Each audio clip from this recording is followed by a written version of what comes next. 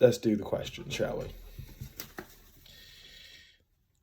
Okay, so the first one is, how have you used critical and contextual perspectives to initiate music performance and production? And how have you used critical and contextual perspectives to initiate a music performance and production project?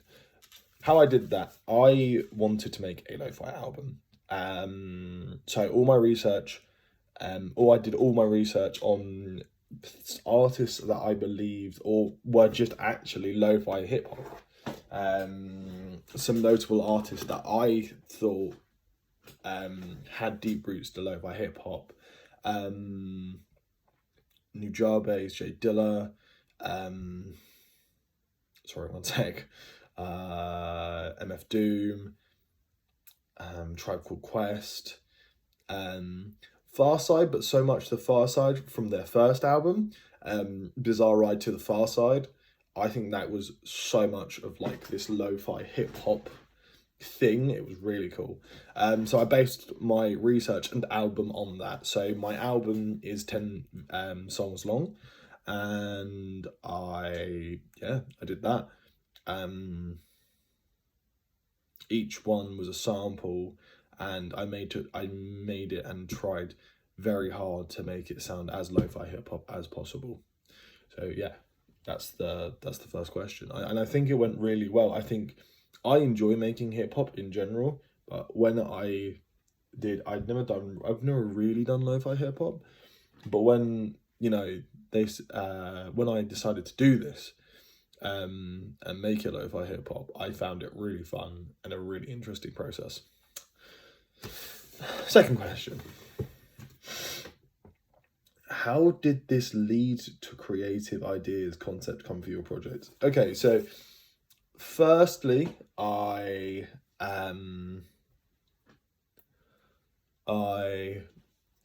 did a hip hop album to skateboard to last year for the final project, and I really enjoyed making hip hop. And for this year, most of the songs I made were hip hop, and when it got to the final project, like deciding what you wanted to do, I wanted to do hip hop again, but I didn't know what type of hip hop. I didn't want to do the same thing where it was like, oh, it's just another skateboarding album. I didn't want to do that.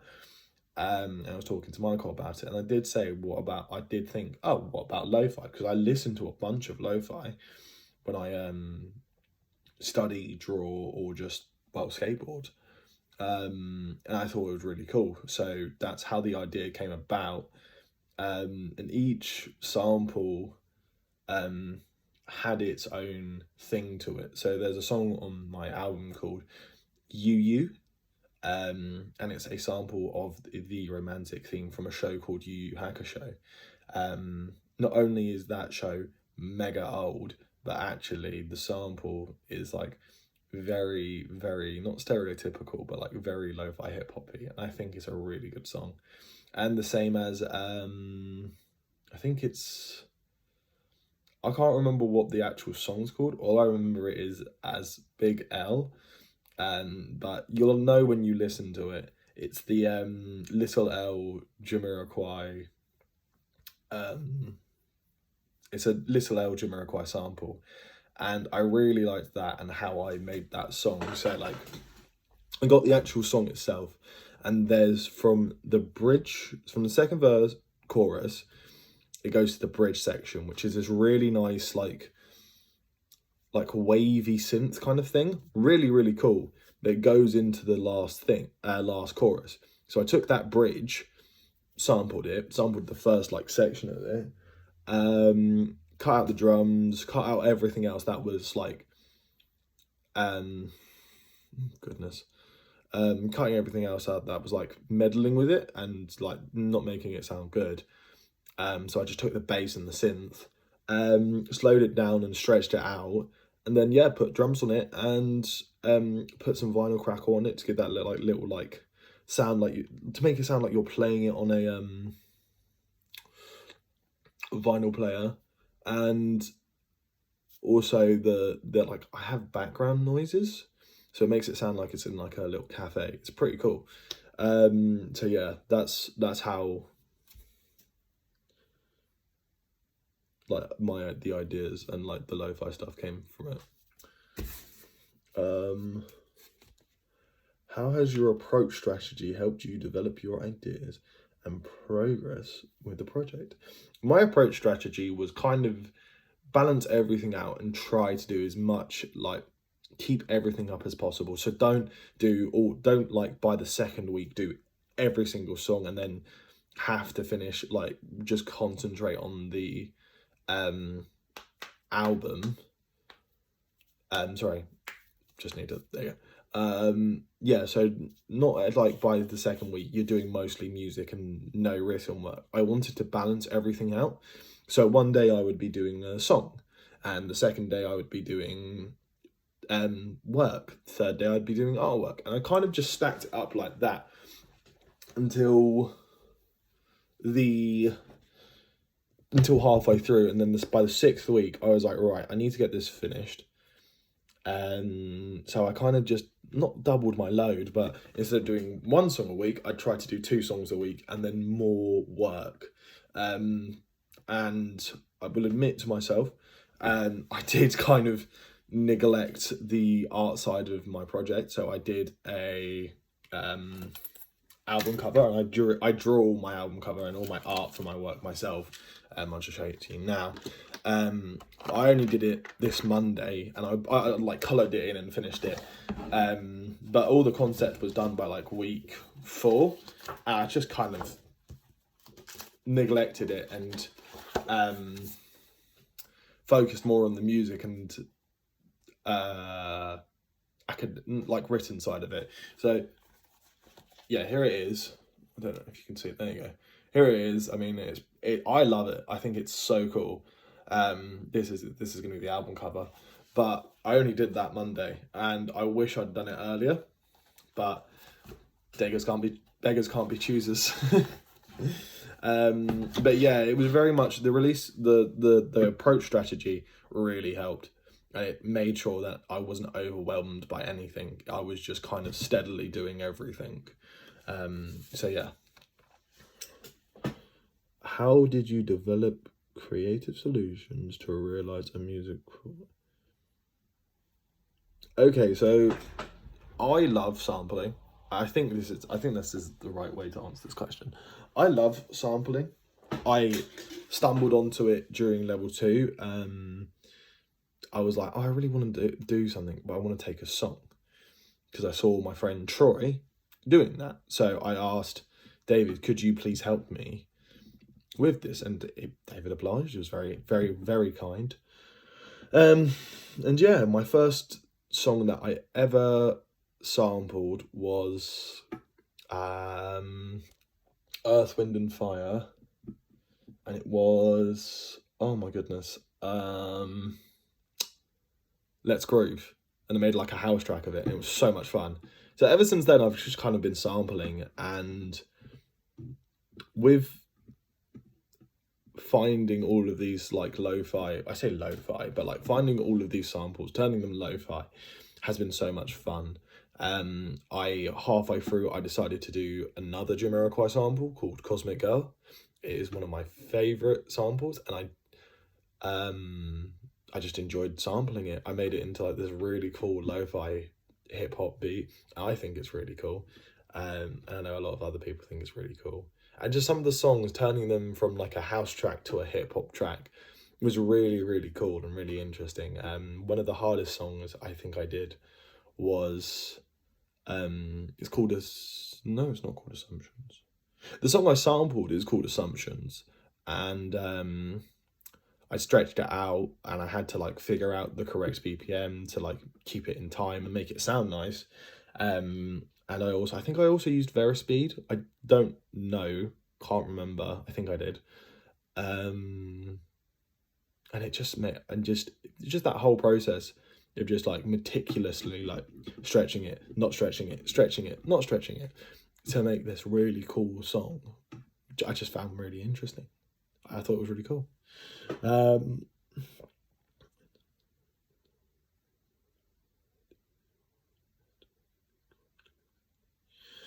In terms of resource required, sorry, Do you feel you estimated these correctly for the successful completion of your project, or did it change in any way? Explain what changed. Okay, so yeah, I mostly got that correct. There was one thing I did say that I was going to use that I didn't use, sadly, and that was Cubase. I mainly produced on Logic Pro. I love Logic Pro. It's a really, at the start of my year 3, I hated Logic, couldn't get my head around it, but like halfway through the year I started like, oh, this is really easy, this is really fun. And then by year 2 I love Logic. It's really, really good, really easy to use. It's nothing like Cubase. I mean, I like Cubase, don't get me wrong, and that's what I learned to make music on, but Logic is just so much more like user friendly, and there are so many easier things to do. So you like stretching stuff out, you can easily do on Logic than you can on Cubase. The one thing I will say I love about Cubase is the fact that when you EQ, you can kind of just go like, you can almost go straight down, and not a lot of stuff like Logic, Ableton, I think, allow you to do that. I can't remember what they're called. I think it's like EDQs. I can't remember. But Cubase allows you to EQ it going straight down, kind of thing, and the others don't. So yeah, that's what changed. Everything else kind of stayed the same. I used Logic, Word. I used Google Drive, Google Forms, my headphones, pens, art book, pencils, colouring pencils, all that stuff. I did use all that stuff, so I think that was the only thing that changed, was me not using Cubase.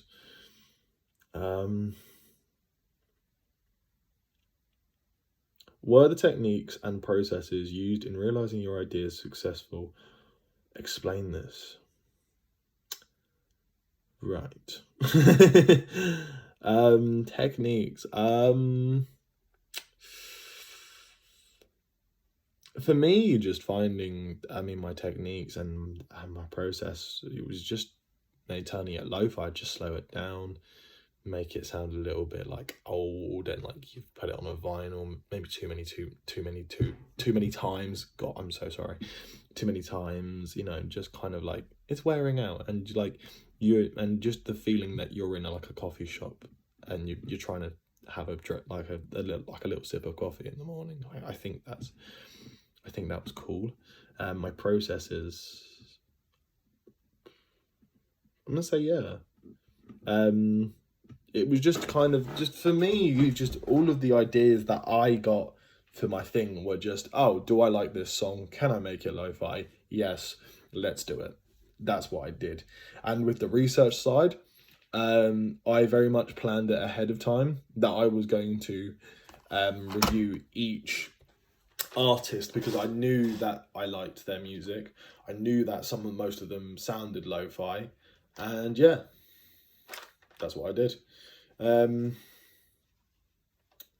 What primary resources were helpful in supporting your project? Why and why not? So most of my first-hand research came from Google Forms, and it was really, really helpful. It was also really, really surprising. I did a little form where I chose 3 songs from my album, the 3 songs that I thought were the best. And I asked people to rate out of 10, what do you like, what do you not like? And a lot of people rated it from like an 8 to a 10, and they gave me very positive feedback, and no one really gave it negative feedback.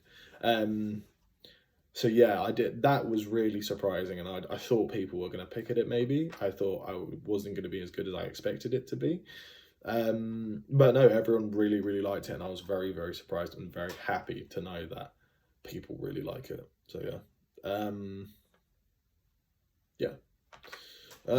What secondhand research sources were useful in supporting, and why not? Okay, so most of my secondhand resources came from YouTube, tiniest bit from Wikipedia, and mostly who sampled it.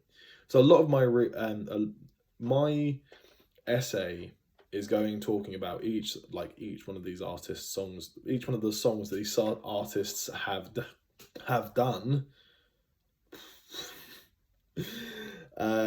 reviewing the song, telling you guys about the sample, and so on and so forth of each album. That made no sense. Let me just re-say that. I reviewed each song from 3 songs from an album that these artists have done. So I did 3 songs from Madvillainy, 3 songs from Operation Doomsday, stuff like that. What did I tell you? What I thought about the song, and what the sample was. So a lot of my sample breakdowns came from YouTube. So I Harvard referenced a lot from YouTube, a lot from the website Who Sampled It, and a little bit from like the tiniest bit from Wikipedia. I think it was only one artist and one song. I think it was Tripod Quest and Jay Dilla, I think. I can't remember, but yeah. What potential problems did you anticipate?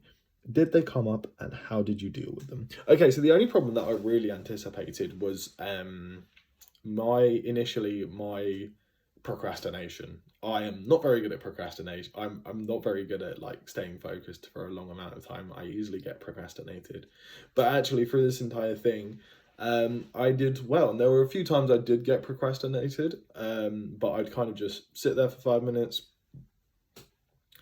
gather all my thoughts, get back to work, and kind of just like, that was the kind of mindset that I took to it. Just, if I'm not feeling like I can work right now, I don't work until I feel like I can.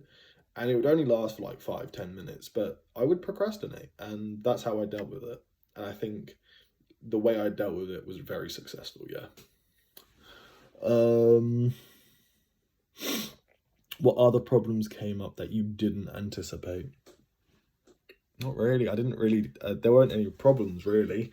The only problem that I could say that came up, but wasn't really a problem, was me realizing that time was not on my side, that I had to do so much more work in such a shorter amount of time on the second half of the project, I think. But that wasn't a problem, then I did anticipate it. So I don't really, that's what I'd answer the question, but I didn't really have any problems that came up that I didn't anticipate. What practical and theoretical approaches did you use to solve these problems? Again, so what I did was, with my procrastination, I just kind of like 5 minutes on the switch, put down the switch, get back to work. And time wise, I just do more work more often. So go home from a day of college, have dinner, hour of work. Days off, do work, just really much. Just do work, really. That's how I'd say I solved those problems. What decisions did you have to make your project successful? That's a hard one. I guess the decisions that I made were choosing the samples and choosing the research. I didn't really make any like proper decisions that hindered or like made my thing successful. And if I hadn't made them, they would have hindered them. I think it was a solid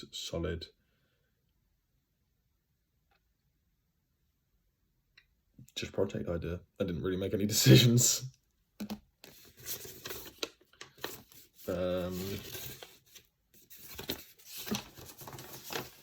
Hold on. So also I'm releasing all my songs on YouTube. I've already released them, sorry. The reason why I do this is because I don't make music to pursue a career. I want to be a sound engineer. I want to make music so my friends can listen to it and they can go, oh, that's sick. If they want to send it to their friends, send it to their friends. If they don't, they don't, kind of thing. So that's why I want to do it on YouTube, because everyone has YouTube.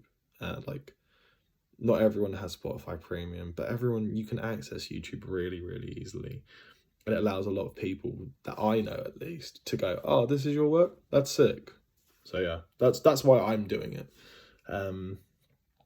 So yeah, that's my evaluation. This is the last evaluation, last project. So yeah, I really enjoyed this. I think I did well, but let's hope.